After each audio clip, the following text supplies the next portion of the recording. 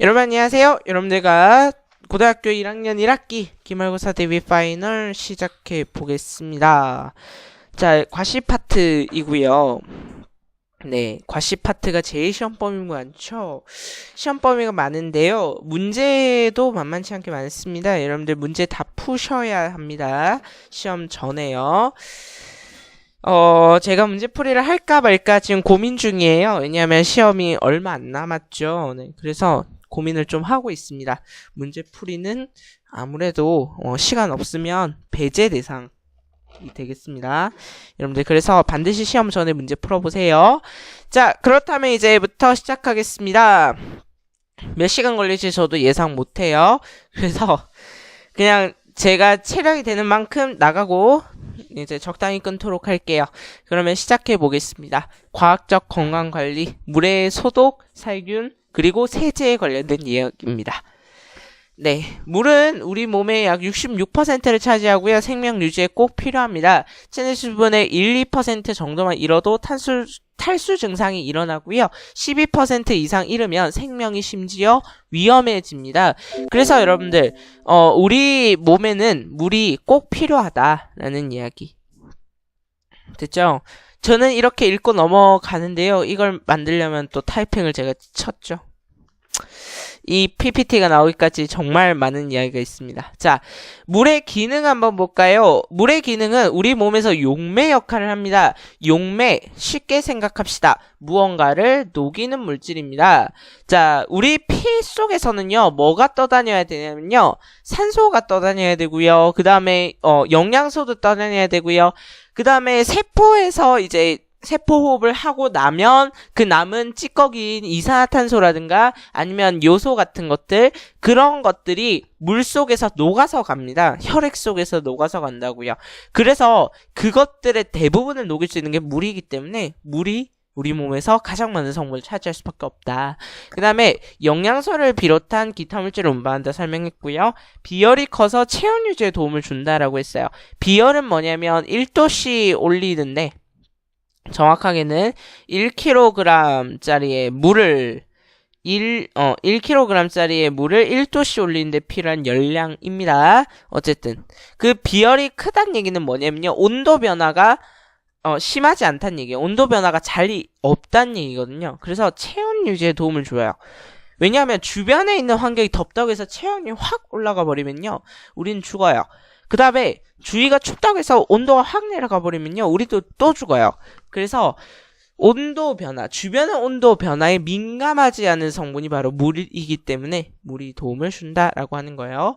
자, 물의 구조와 특징 있는데요. 그냥 읽어도 잘 이해 안 될 수도 있어요. 근데 여러분들 화학이랑 연결되니까 하나 설명을 해보자면, 이제 HHO 이렇게 돼 있잖아요. 맞죠? 자, 근데 우리 전기음 성도는 누가 더 커요? 수소와 산소 중에 산소가 더 커요. 그래서 전자가 산소 쪽으로 좀 더 끌려가죠. 맞죠? 그래서 이제 극성 분자 104.5도의 구분형 이런 거 우리 화학에서 공부해야 돼요. 자, 그럼 갈게요. 물의 정수의 필요성 가겠습니다. 강이나 호수의 물 속에는요, 흙이나 유해성 물질, 병원성 미생물이 포함되어 있어요.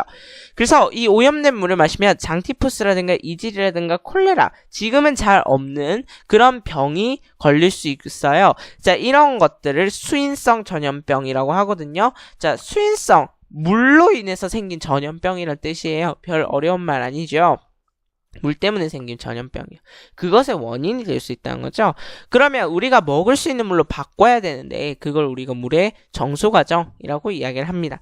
그러면 물의 정수과정 들어가기 전에 잠시요. 그러면 물을 이제 식수로 만들기 위해서는 필요한 게 일단 먼저 흙을 제거해야 되고요. 그 다음에 유해성 물질, 미세한 그런 물질들이 있어요. 부유물질이라고 하거든요.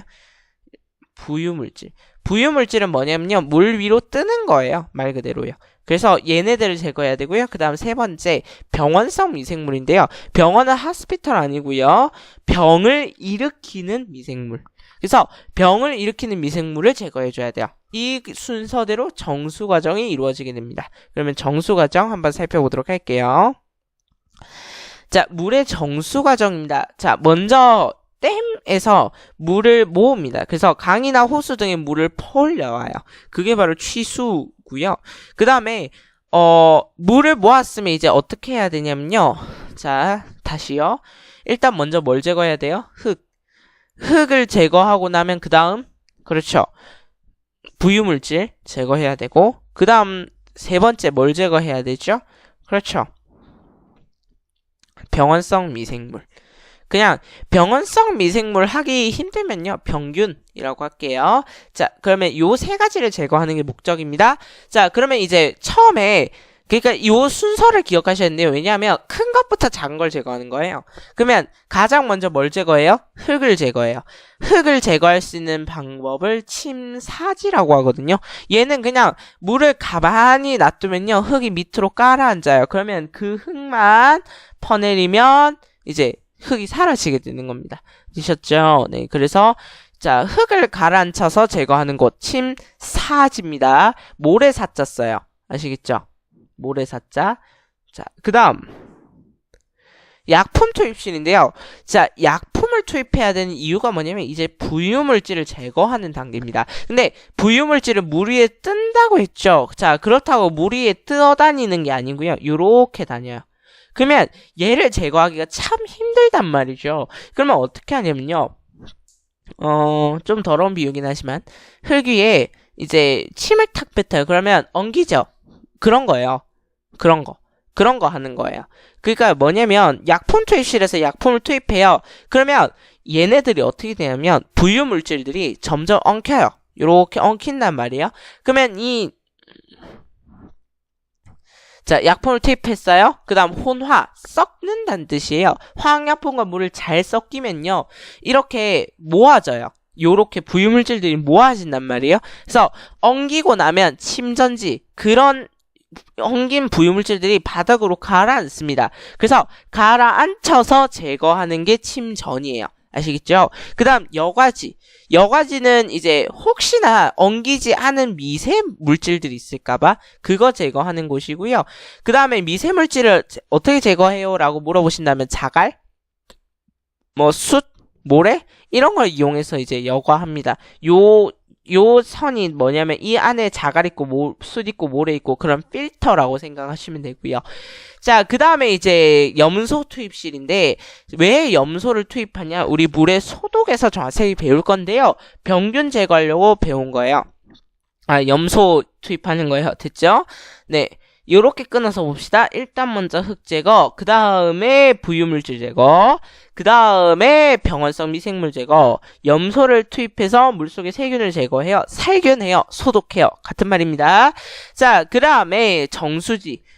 깨끗한 물을 임시로 저장을 해서 이걸 가정으로 보냅니다. 됐죠? 그러면 우리 자세히 안 한 거 있어요. 물의 소독이죠. 네, 앞에서 다 설명했어요. 자, 이거 한번 보고 갑시다. 자, 문제가 이런 식으로 등장하게 될 건데요. 기역, 니은, 디귿, 리을 채울 수 있어야 합니다. 자, 기역 갈까요? 취수장. 그 다음에 뭐 해야 될까요? 약품 투입하기 전에. 약품은 부유물질을 제거하기 위해서랬어요. 그러면 기역은? 그렇죠. 침사지가 되겠네요. 됐죠? 그 다음에 니은 뭐가 되겠습니까? 침사지. 약품 투입실 다음에 사실 침전지가 나올 거예요. 여러분들 시험 속에는. 근데 니은도 나올 수는 있습니다. 뭘까요? 혼화 또는 응집. 요 두 개 다 되겠죠. 왜냐하면 약품과 침전 사이에는 혼화, 응집이라는 과정이 거쳐지니까요. 혼화보다는 응집이라는 말을 좀 더 기억을 해두시는 게 좋겠고, 그 다음에 여러분들 화살표 순서 요렇게 돼 있습니다. 화살표 순서 잘 보셔야 돼요. 침전지 다음은요. 그렇죠. 여과해야겠죠. 자, 그 다음에 여과하고 나면 뭐 해요? 여과. 그렇죠. 염소 투입. 됐죠? 자, 요런 거.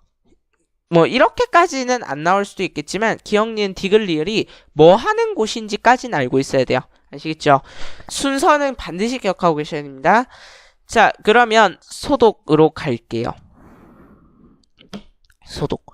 자, 우리나라는요, 염소 소독을 하는데요. 일부 선진국 같은 경우에는요, 오존 소독이라든가 자외선 소독을 하는 편입니다. 자, 염소 소독 한번 볼게요. 염소가 물에 녹으면요, 뭐가 생기냐면 염소가 물에 녹아서 생기면 하이포 염소산 HClO인데요. 하이포 염소산 또는 하이포화 염소산이라는 표현을 씁니다. 그리고 요렇게 HCl이라고 하는 염산이 나와요. 자, 그러면 염산이 살균력이 더 강할 것 같지만 아니에요. 얘가 사실 더 살균력이 강해요. 그러면 얘가 어떻게 살균을 해요? 라고 말씀을 하신다면 여기 하이포화 염소산에 있는 이 산소가 떨어져 나올 때 강한 산화력을 보입니다. 그래서 그 산화력을 이용해서 살균한다. 무슨 말인지 모르겠어요. 산소가 떨어져 나오면 그 산소가 세균을 죽인다 라고 생각하시면 되겠습니다. 됐나요? 자, 그 다음에 오존소도 오존의 강한 산화력을 이용해서 살균한다. 오존에서 산소 하나 떨어져서 얘가 이제 세균을 죽이는 거죠. 그 다음에 에너지가 큰 자외선이 세균을 소독하는 방법도 있다라는 거지요. 그러면 얘네들의 각각 장단점을 비교해 보겠습니다. 염소 소독은요, 비용이 적게 들어요. 그 다음에 물에 염소가 남아있기 때문에 어느 정도, 그래서 소독 효과가 굉장히 오래 가요. 근데 단점 뭐냐면 소독약 냄새가 납니다. 뭔가 이제 냄새가 확 올라올 때가 있어요. 그게 염소 소독 냄새거든요. 그 다음에 발암 물질이 생성될 수도 있습니다. 그래서 여러분들 그래서 우리 수돗물을 뭐 하자고 하냐면요, 끓여 먹자고 이야기하는 겁니다. 왜냐하면 수돗물을 그대로 먹었다가 발암 물질을 먹을 수 있으니까. 근데 있잖아요, 이 염소는요, 끓이면 다 날아갑니다. 됐죠? 그래서 끓이면 된다라는 거. 자, 오존 소독과 자연산 소독은요, 염소 소독보다 살균력이 강해요. 그리고 냄새도 안 나요. 그러면 왜 안 해요? 비용이 많이 들어요. 첫 번째. 두 번째, 너무 남아있는 시간이 짧아요. 그래서 금방금방 사라져요. 그래서 세균으로 다시 오염될 수 있어요. 그래서 우리나라는 염소 소독을 주로 한다. 기억하시면 되겠군요. 그 다음 이제 비누로 가겠습니다. 자, 물의 정수 과정 하나 끝났고요. 비누입니다. 비누는 친수성기와 친유성기로 이루어진 계면 활성제입니다. 자, 일단 세 개의 단어를 이해하셔야 되는데요.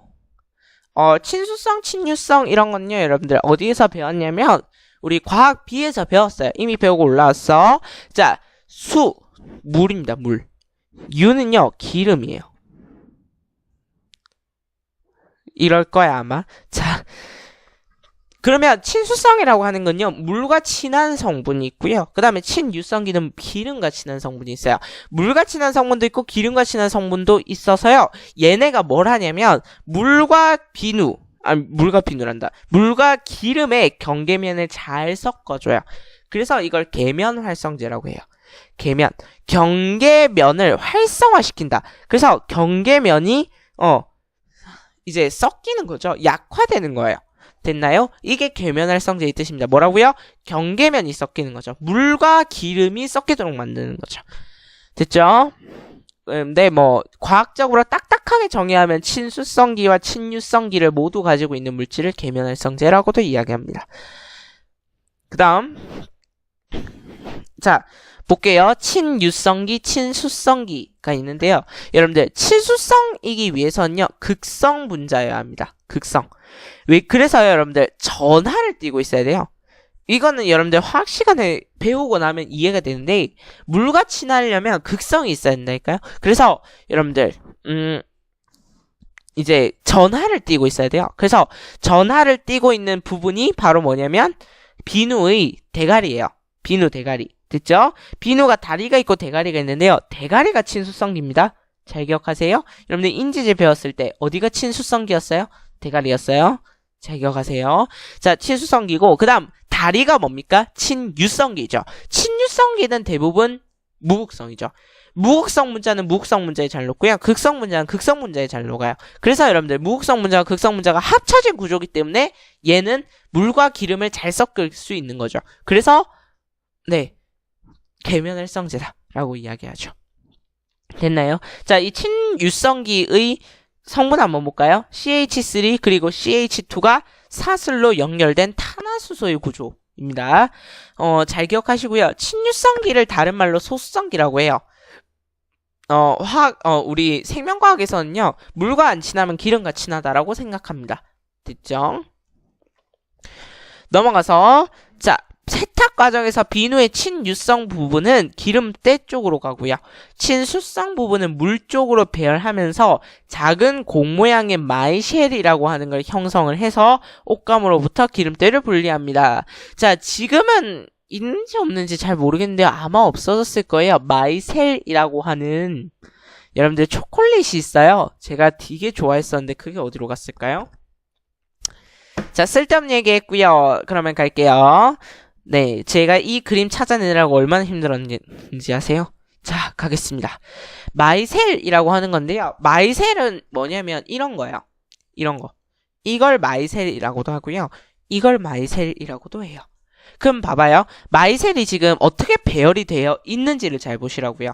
물이 이렇게 배경으로 돼 있죠. 그러면 물과 친한 부분이 어느 쪽에 있는 것이 바깥쪽에 있는 것이 좋죠. 맞죠? 그래서 요런 식으로 마이셀이 배열이 되는 겁니다. 반대로 기름과 친한 부분은 물과 안 친하니까 안쪽으로 모여드는 거죠. 여러분들 세포 막 여러분들 그릴 때 어떻게 그리셨어요?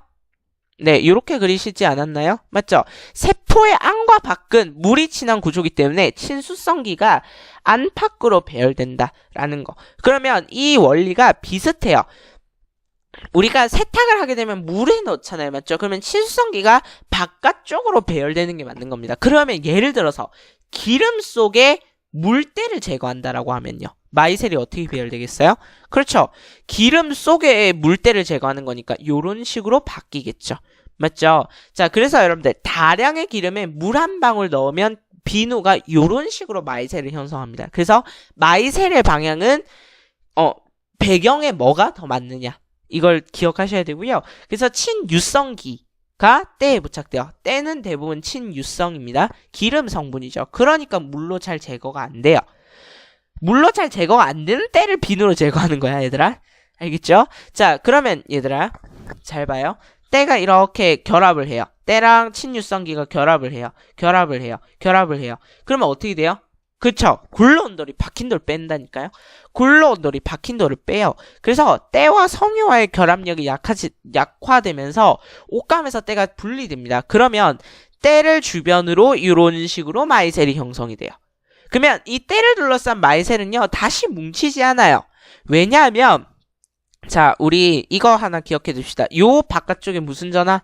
마이너스 전화. 맞죠? 요 바깥쪽에 아까 마이너스 전화 있었어요. 여기 마이너스 전화. 나트륨 플러스 왜 그러냐면 나트륨 이온 왜 그러냐면 마이너스 성분이란 걸 알려주기 위해서. 그래서 마이너스 성분. 그러니까 음이온 마이너스 전화를 띠고 있기 때문에 결론적으로는 반발력입니다. 얘네들끼리 반발력이 생겨서요 뭉치지 않아요. 마이셀이 뭉치면 어떤 현상이 벌어질까요? 그쵸? 마이셀까지 같이 붙어서 때랑 붙겠죠, 맞죠? 네, 그렇게 될 거라는 거. 그래서 때를 둘러싼 마이셀은요 다시 뭉치지 않고 물에 씻겨 나가게 됩니다. 근데 비누의 단점이 있어요. 염기성이라는 거예요. 단백질을 녹여요, 염기성은. 그래서 동물성 섬유를 세탁하면 안 됩니다. 그래서 악어가죽 이런 거, 악어백 이런 거 비누로 세탁하면 뒤집니다, 맞죠? 코트, 모피 코트 특히 털 다 빠집니다, 그렇죠? 하면 안 돼요. 자, 그 다음 샘물에서 세척력이 떨어져요. 샘물은 뭐냐면 칼슘 이온이나 마그네슘 이온이 많이 포함되어 있는 물인데요. 비누가 잘 풀리지 않아요. 왜냐하면 얘가 비누랑 뭉쳐져요. 앙금을 형성해요. 그러니까 양이온과 음이온이 앙금을 형성한다라고 생각하시면 돼요. 됐죠? 네. 그 다음 여러분들 그래서 비누가 단점이 많기 때문에 합성세제가 등장하게 된 겁니다. 비누의 단점을 보완한 계면활성제를 합성세제를 하고요. 수용액이 중성이기 때문에 동물성 섬유도 세탁이 가능하다. 그리고 샘물에서도 세척력이 좋다. 됐죠? 그 다음 왜 그러냐면 친수성기가 요런 구조가 아니기 때문이에요. 요거랑 다른 거거든요. 그래서 ABS 세제, LAS 세제로 나뉘어서 있는데요. 안 하셔도 돼요. 그냥 비누의 단점을 보완하는 게 합성세제다 정도만 하시면 됩니다. 자, 그러면 비누와 합성세제 가겠습니다. 비누, 물과 기름을 잘 섞이게 하는 계면활성제다. 합성세제도 물과 기름을 잘 섞이게 하는 계면활성제다. 에는 동의하시는 거죠. 그러면 비누는 동물성 섬유의 세탁에는 부적합해요. 생물에서는 세척력이 떨어져요. 근데 합성섬유는 다양한 종류의 섬유도 세탁 가능하고요. 샘물에서도 세척력이 좋아요. 그러면 합성세제는 장점밖에 없느냐? 아니죠. 단점도 있죠. 무슨 단점이 있을까요? 네, 환경오염. 단점이 있는 거죠. 자, 그러면 이제 문제풀이를 해야 되는데요. 시간 없어요. 넘어갈 거예요. 자, 그러면 이제 의약품 넘어가겠습니다. 자, 의약품 그리고 암의 발생. 자, 그러면 넘어갈게요. 자, 천연의약품. 천연의약품이란 건요, 자연에서 얻은 식물이나 동물, 광물 이런 걸요, 그대로 사용할 수도 있고요. 중요한 거, 간단한 가공을 거쳐서 의약품으로 만들어낸 것도 천연의약품에 속합니다. 그러면 어떻게 할까요? 그렇죠. 특정 선물을 그대로 사용한 것만을 천연의약품이라고 한다. 틀린 내용이죠. 계절이나 지역에 따라 공급이 제한적이에요. 알려지지 않은 물질로 인해서 부작용이 있을 수 있어요. 뒤에서 설명할게요. 자, 요 그림 또 있습니다. 여러분들, 제가 앞에다가 괄호에다가 친절하게 뭐라고 써놨죠? 암기 하셔야 합니다. 천연의약품의 성분과 효능입니다. 갈게요. 인삼에는요, 사포닌이 들어있어요. 이걸 제가 여러분들한테 이해시켜 드릴 수 없잖아. 근데 이 사포닌이 항암작용과 면역력 증가를 하더라고. 내가 어떻게 알아봤지? 버드나무에는 살리실산이라고 하는 성분이 있어요. 얘는 해열 진통작용을 해요. 그래서 요걸 가지고 아스피린을 만들어요. 키나나무 갈게요. 그렇다고 여러분들 아스피린이 천연의약품이란 건 아닙니다. 아스피린은 합성의약품이에요. 키나나무에는요, 퀴닌이 있는데요. 얘가 말라리아를 치료하더라고요.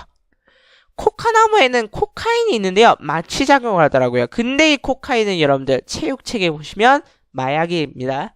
마약. 그러니까 코카인은 그 의사의 처방 없이는 사용할 수 없어요.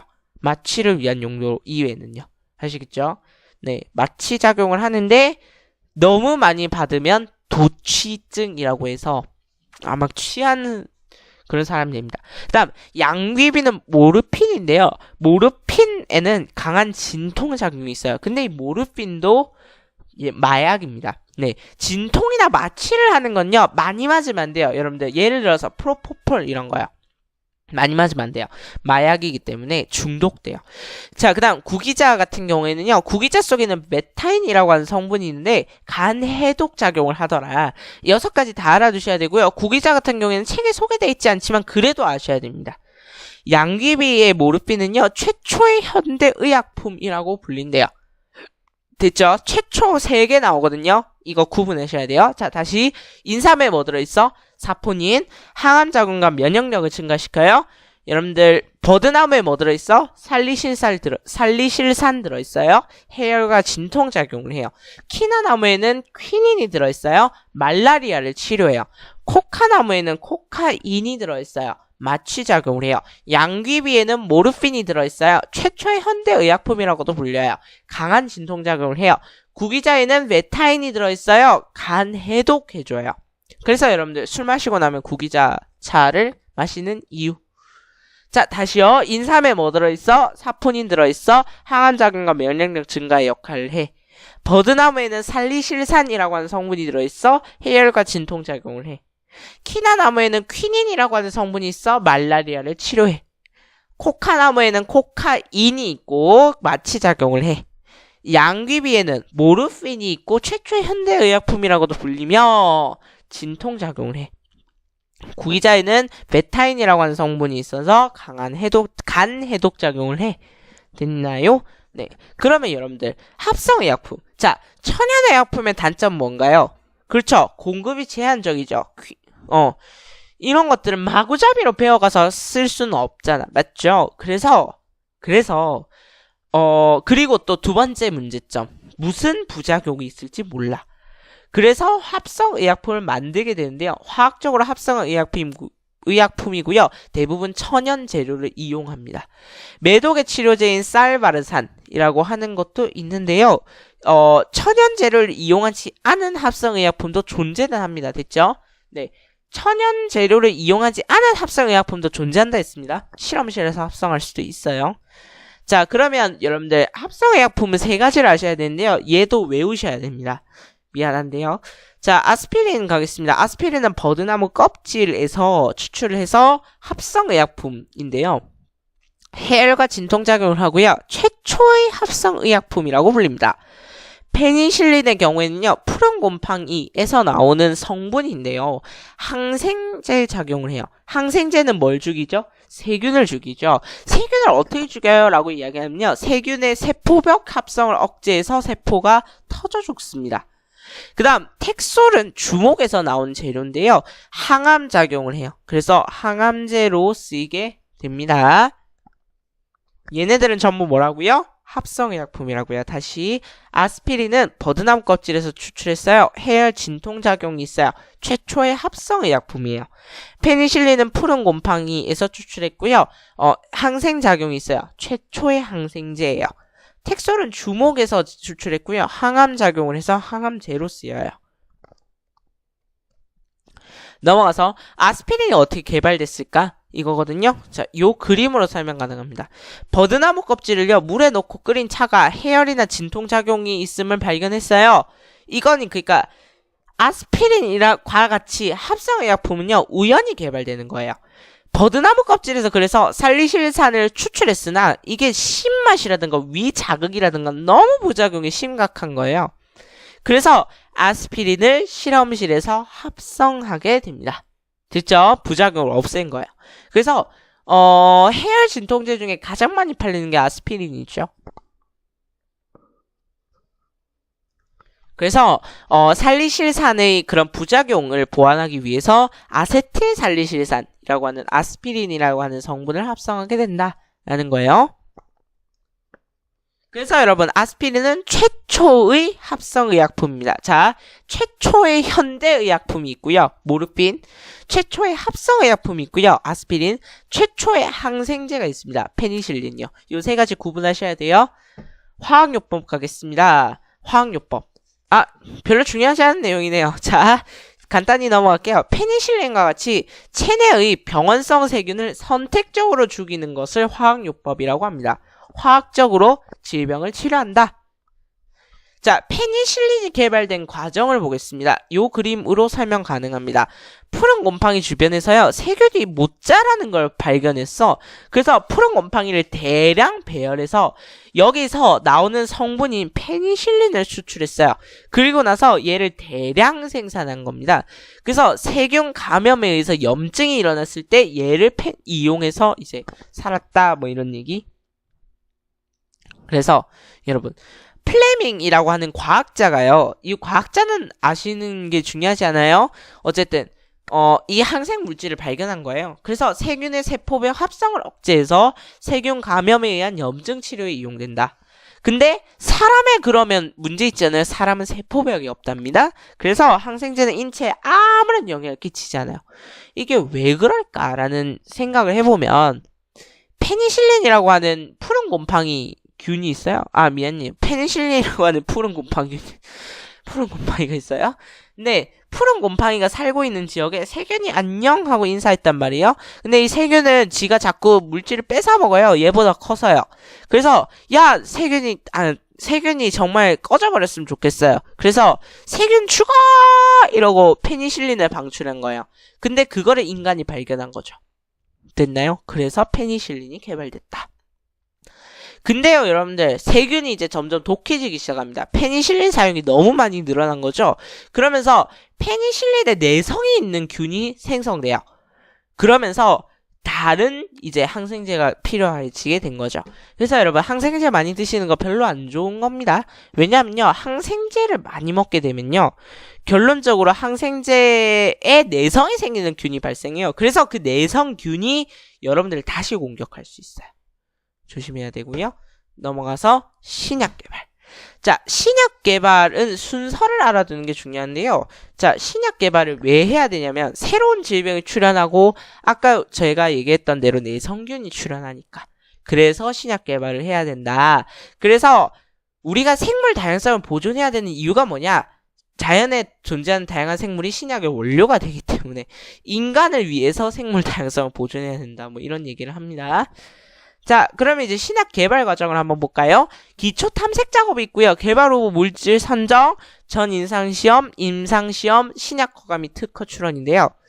그냥 여러분들 볼까요? 의약품을 설계해요. 내는 이런 의약품을 만들겠어. 뭐 이런 거.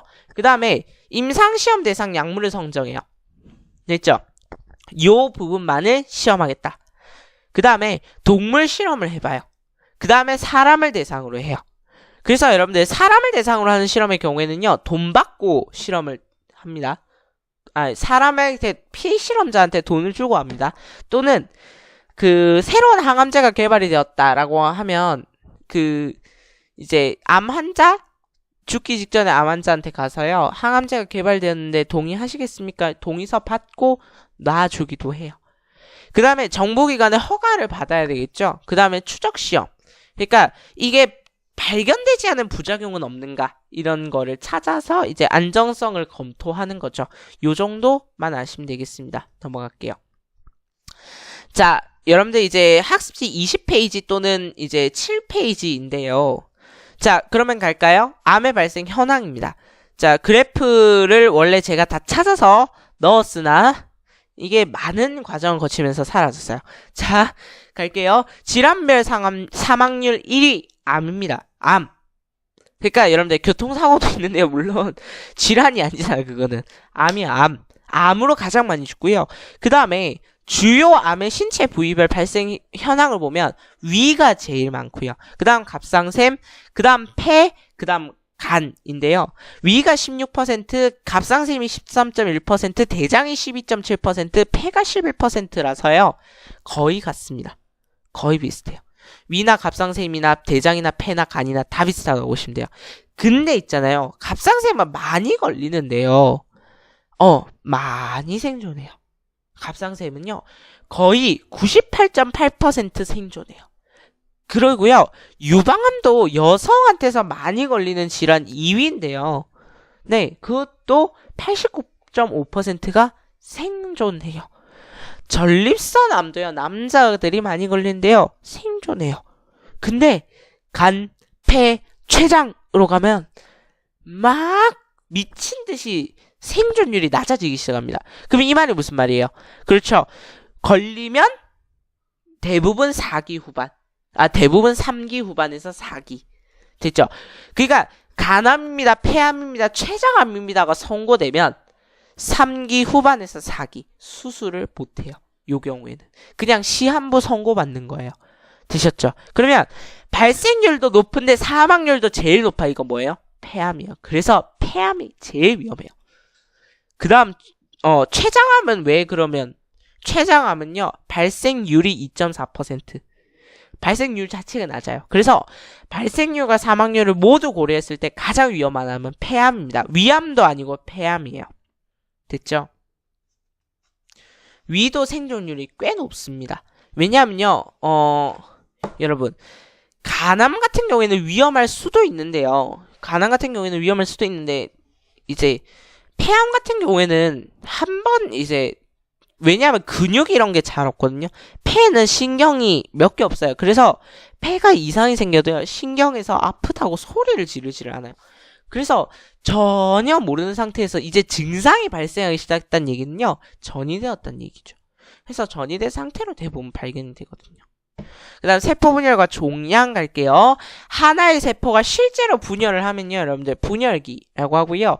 근데 이 분열을 하기 위해서는요. 세포가 충분히 커야 되거든요. 그래서 그 세포가 자라나는 시기를 간기라고 해요. 그러면 모세포, 딸세포라고 부르는 이유가 뭘까요? 왜 아들 세포라 부르지 않을까요?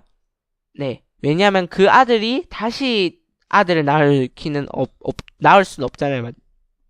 맞죠? 그래서 딸세포라고 하는 겁니다. 딸세포가 다시 모세포가 되는 거기 때문에요. 자, 그래서 세포 주기는 간기에서 분열기 끝까지를 하나의 세포 사이클 주기라고 합니다.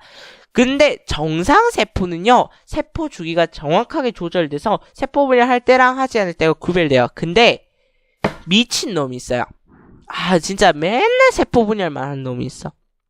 충분히 크지도 않았는데 그게 바로 뭐냐면 종양이에요. 세포 주기 조절에 이상이 생기면요. 세포는 지속적으로 세포 분열을 해서 세포 덩어리가 돼요. 됐죠? 세포 덩어리가 된다. 되나가 아니고 된다. 세포 덩어리가 되고요. 이 비정상적인 세포 덩어리를 종양이라고 합니다. 근데 종양이 바로 암은 아닙니다. 양성 종양이 있고요. 악성 종양이 있어요. 파지티브 종양이 있고요. 네거티브 종양이 있는데요. 파지티브 종양은 뭐냐면 성장 속도가 느려요. 다른 기관으로 옮겨지지 않아요. 그래서 생명에 위협이 되지 않아요. 그래서 조그만 종양인데 의사 선생님이 나중에는 제거하세요. 별로 지금은 위험하진 않습니다. 하면 양성 종양이에요. 근데 악성 종양은요. 성장 속도가 미친 듯이 빠릅니다. 그리고 주위 조직까지 침범해요. 그래서 신체 각 부위로 마구마구 전이될 수 있어요. 그래서 이 악성 종양을 암이라고 불립니다. 됐나요? 자, 그럼 봐봐요. 암세포의 특징은 뭐냐면요. 일단 여러분들, 세포 주기가 간기 분열기라 했잖아요. 그러면 간기와 분열기 사이에 뭐가 있냐면요. 테스트 기간이 있어요. 뭐냐면, DNA 복제 2배 잘했나? 이런 거 확인하는 때가 있다고요. 근데 암세포는요. 그딴 확인 따위 거추장스러운 거 하지 않습니다. 그게 문제입니다. 그래서요. 이런 확인 절차를 거치지 않기 때문에 어떻게 되는 거냐면 이제 빨리 계속해서 분열을 하게 되는 거죠. 그러면서요. 세포도 영양분이 필요하잖아요. 맞죠? 그래서 영양분을 지가 만들어냅니다. 어떻게 하냐면 세포 주변으로 새로운 혈관을 형성시켜요. 그래서 영양분과 산소를요. 지 혼자 받아가요. 아니 나눠 가지면 별 상관이 없을 수도 있는데 지 혼자만 가져가요. 그래서 정상 세포가 파괴됩니다. 오히려. 그 다음 혈관이라든가 림프관을 타고 다른 부위로 전이 돼요. 왜냐하면 더 이상 영양분과 산소를 공급받을 수 없다고 생각하면 전이가 되는 거예요. 그 다음에 핵이 비정상적으로 커요. 우리 인간의 염색체는 세포당 46개여야 되잖아요. 맞죠? 근데 46개여야 되는데 어떤 암세포는 88개, 어떤 암세포는 123개 뭐 이런 거. 핵 내의 염색체 수도 비정상인 거죠. 그러니까 이거는 확인 과정을 거치지 않았기 때문인 거죠. 맞죠? 그 다음에 넘어가서 정상 세포의 경우에는요. 세포가 다른 세포와 접촉하게 되면 세포 분열을 멈춰요. 세포가 손상되면요. 어떻게 하냐면 자, 세포가 손상이 됐어. 찌그러졌어. 그러면 이제 핵이 생각을 해요. 이거 내가 스스로 복구할 수 있나? 스스로 복구 못하겠는데? 그러면 리소좀이라고 하는 어떤 물질이 있거든요. 걔한테 시켜요. 야, 죽어! 이러면 죽으라고? 그러면 리소좀이 빵! 하고 세포 밖으로 나오거든요. 그러면 그 세포가 스스로 죽어요. 이게 세포 자살입니다. 근데 암세포는요. 손상된 세포가 정상세포 주변에 영양분을 끌어들이면서 빠른 속도로 성장해요. 그래서 암세포가 진짜 미친놈이에요. 이런 거예요. 됐죠? 요런 형태예요. 암세포가요. 아래쪽 조직으로 침투해서요. 혈관에 있는 영양분을 지 혼자서 뺏어 먹어요. 됐죠? 네, 이런 겁니다. 그 다음 정상세포는요. 이딴 식으로 분열하게 되는데요. 암세포는요. 핵이 비정상적으로 크고요. 세포가 손상되더라도 그냥 그대로 계속해서 분열됩니다. 됐죠? 자, 그러면 이제 우리가 암입니다를 진단할 수 있는 방법에 대해서도 좀 알아야겠는데요. 암의 진단 방법입니다. 별로 어렵지 않아요. 그냥 여러분들 상식선에서 해결할 수도 있습니다. 갈게요. 영상 진단 검사. 영상을 직접 보면서 종양의 크기라든가 모양이라든가 분포라든가 어떻게 생겼는가 잘생겼는가 못생겼는가 전이가 됐는가 안 됐는가 이런 것도 판단할 수 있어요. 그 다음 종양 표지자 검사. 종양 표지자는요. 혈액 검사를 통해서 혈액 속에 암세포가 만드는 특정 단백질이 있거든요. 그것들의 유무와 양을 검사해요. 그래서 특정 암에 대한 진단 및 예후 판정, 치료 효과 판정을 할 수 있어요. 안젤리나 졸리의 예를 많이 드는데요. 안젤리나 졸리는요. 유방암을 걸려서 유방을 절제한 게 아니에요. 유방암에 걸릴 수 있는 그러한 단백질이 검출이 됐어요. 그래서 유방을 절제했어요. 뭐 굳이 그래야 됐나 싶지만 어쨌든 개인의 선택이니까요. 어쨌든 그러니까 암세포가 만드는 단백질이 많으면요. 암에 걸릴 가능성이 높아요. 그래서 그게 종양을 나타낼 수 있는 표지자다라고 해서 종양 표지자 검사라고 이야기합니다. 그 다음 세 번째가 조직 검사인데요. 현재 가장 많이 이용되고 있는 거죠. 그래서 암 발생 의심되는 특정 조직을 채취해서 현미경으로 관찰한 다음에 암세포를 확인해요. 그래서 암이 발생했나 안 했나 이런 거 살펴보는 거예요. 그 다음에 여러분들 초음파로 혈관 등 주요 조직을 피하면서 조직을 채취하고 그거를 현미경으로 관찰해서 암세포가 어떻게 생겼는가 확인하는 거. 그게 조직 검사예요. 여러분들 그래서 부모님들 건강검진 가시면 조직 검사 받아요. 조직 검사 받는 게 아니라 일단 먼저 내시경, 연산 진단 검사를 하고요. 내시경으로 뭔가 의심되는 사항이 발생하면 조직 검사를 받아야 돼요. 그 다음 이제 유전자 검사인데요. DNA의 염기 서열을 분석해서 DNA가 이상한데 쟤는 이상한데 그럼 얘를 돌연변이라 부르고요. 암 발생 전에 암 발생 가능성을 진단합니다. 최신 암 진단법이죠. 최신이란 얘기는 가장 비싼다는 얘기이기도 하고요. 가장 어렵다는 얘기이기도 해요. 됐죠? 그래서 여러분들 유전자 검사를 해서 안젤리나 졸리는요. 유전자 검사로 이제 유방암을 유발하는 특이 유전자를 판단한 겁니다. 됐죠? 그래서 유방을 절제한 거예요. 그러면 이제 암의 치료입니다. 암을 치료할 수 있는 방법이 여러 가지가 있는데요. 일단 먼저 수술요법부터 갈게요. 수술요법은요. 직접 제거하는 거예요. 가장 확실하죠. 근데 일부 암세포가 남거나 전이될 수도 있어요. 그래서 항암 치료를 같이 해야 돼요. 방사선 치료라든가 항암제를 맞는다든가. 그래서 여러분들 암 수술하신 분들요. 머리카락 다 빠지죠. 왜냐하면 항암제가 그만큼 독해요. 우리 몸의 세포마저 공격할 수 있어. 그다음 방사선 요법인데요. 방사선을 암 발생 부위에 쪼여서 암세포를 파괴하는 거예요. 그러면 왜 이게 파괴되냐면 암세포가 돌연변이가 일어나거든요. 그래서 암세포가 여러분들 세포가 손상되면 핵이 생각한다 했죠. 핵이 리소좀 보고 빵 이렇게 해서 세포가 자살하게 된다고 했는데 이 암세포는 이 핵이 고장난 거예요. 그래서 이 리소좀 보고 시킬 수가 없어. 근데 암세포 보고 자살하도록 유도하는 거. 그게 방사선이에요. 그 다음에 중요한 건 뭐냐면 정상 조직도 같이 파괴할 수 있어요. 그래서 골수세포가 증식이 억제돼서요. 빈혈이라든가 이런 것도 나타날 수 있어요. 방사선 요법의 단점. 그러면 이제 항암제 치료인데요. 요거는 화학적 치료 방법이라고도 이야기합니다. 그래서 항암제를 사용해서 이제 전신에 퍼져 있는 암세포를 다 죽여요. 근데 정상세포도 파괴돼요. 그래서 탈모가 난다든가 탈모가 나면 안 되죠. 그 다음에 구토, 면역기능 저하 이런 부작용이 나타날 수 있어요. 그래서 암세포의 DNA 합성을 방해하기 때문에 암세포를 죽일 수 있다라는 거. 그 다음에 표적 항암제는 뭐냐면요. 최신인데요. 특정 암세포만 공격하는 거예요. 그래서 기존 항암제는요. 다 두드러 패는 거예요. 정상세포는 암세포든 눈이 안 떠지는 세포라면 표적 항암제는요. 아는 놈만 패요. 그래서 글리백이라고 하는 항암제는 만성 골수성 백혈병 암세포에만 작용해요. 됐죠?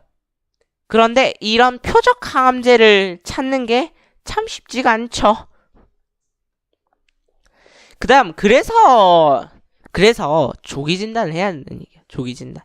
조기에 암을 발견해야 된다는 얘기입니다. 됐죠? 자, 그래서 암을 예방할 수 있는 방법인데요. 당연한 얘기예요. 흡연이나 음주나 자외선이나 방사선 이런 거에 노출 안 되도록 하셔야 되고요. 섬유질과 비타민을 충분히 섭취하고 균형 잡힌 식생활을 하셔야 되고 적당한 운동과 휴식으로 면역력을 증강시키고 암을 유발하는 바이러스나 세균에 대한 예방접종도 받으시면 좋겠습니다. 근데 암을 유발하는 것에 대한 예방접종이 뭐가 있냐면요.